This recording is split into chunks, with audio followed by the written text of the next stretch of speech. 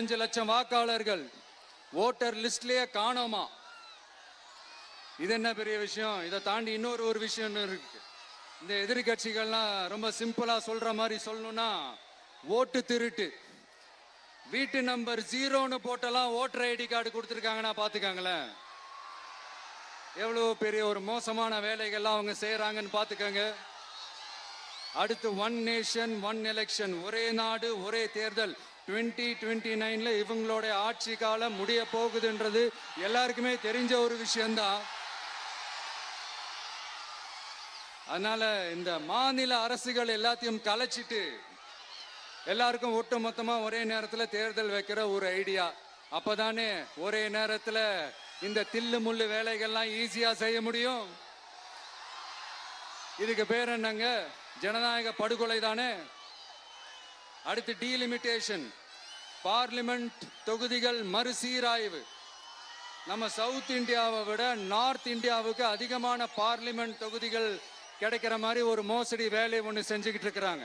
இதைத்தான் டிவிகே முதலையே எதிர்த்தோம், இப்பவும் எதிர்க்கிறோம், இனிமேலும் எதிர்ப்போம். அதனால் இந்த SIR, one nation one election, delimitation இதெல்லாம் எதிர்கட்சிகளை அழிக்கிறதுக்காக ரொம்ப ரொம்ப முக்கியமா நம்ம சவுத் இந்தியாவோட அந்த பவரை குறைக்கிறதுக்காக செய்யப்படுற ஒரு மோசடி வேலைகள். இது ஒட்டுமொத்த இந்தியாவுக்கும் பாஜக அரசு செய்யற ஒரு துரோகம்.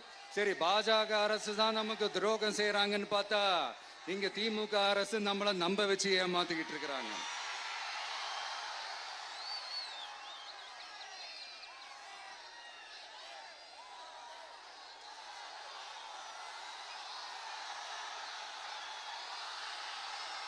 கிட்டத்தட்ட நானு நீங்க எல்லாருமா சேர்ந்துதான் இவங்க நல்லது செய்வாங்கன்னு நினைச்சு தேர்ந்தெடுத்தோம். ஆனா நீங்க பாத்தீங்கன்னா, thank you, I love you, thank you thank you thank you.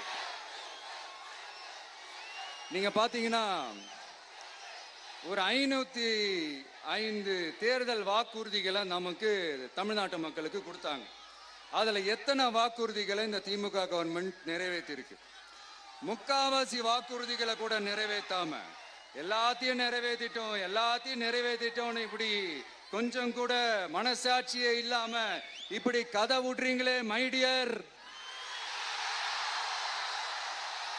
வேணாம் வேணாம் வேணாம் வேணாம். உங்களுக்கு தான் ஆசையா பாசமா கூப்பிட்டா பிடிக்க மாட்டேங்குது. இப்படி கதை விடுறீங்க.